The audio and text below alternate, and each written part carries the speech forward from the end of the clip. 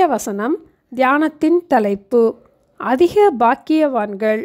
லூக்கா 11:28 தேவனுடைய வார்த்தையை கேட்டு அதை காத்து கொள்ளுகிறவர்களே அதிக பாக்கியவான்கள்.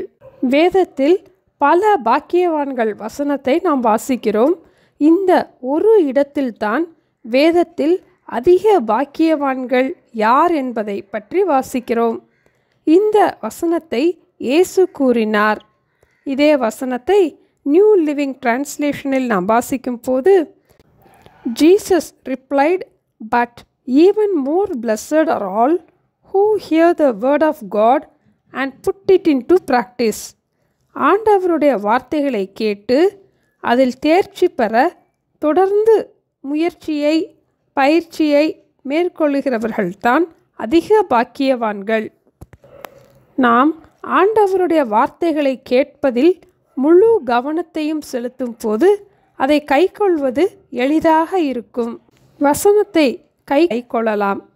ஆனால் ஆண்டவர் மேல் வைத்த அன்பு நிமித்தம் நாம் அவருடைய வார்த்தைகளை காத்து கொள்ளும் போது, அதாவது கைக்கொள்ளும் போது நமக்கு கிடைக்கிற மேன்மையான ஆசீர்வாதம் என்ன என்பதை பற்றி யாத்ராகமம் 20:6 நாம் வாசிக்கலாம்.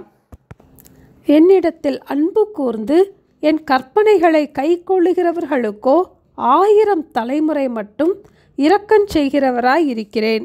1000 தலைமுறைகளுக்கும் தேவனுடைய இரக்கத்தை பெற்றுக்கொள்கிற நாம் அதிக பாக்கியவான்கள். தேவனுடைய வார்த்தையை கேட்டு அதை காத்து கொள்ளுகிறவர்களே அதிக பாக்கியவான்கள். ஜெபிப்போமா?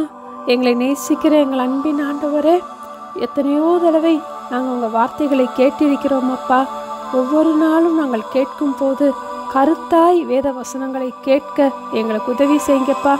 கேட்கிற வசனங்களை காத்து கொள்ள, அதை கை கொண்டு நடக்க எங்களுக்கு வேண்டிய ஞானத்தையும் பலனையும் தந்து எங்களை ஆசீர்வதிக்க ஜெபிக்கிறோம் அப்பா.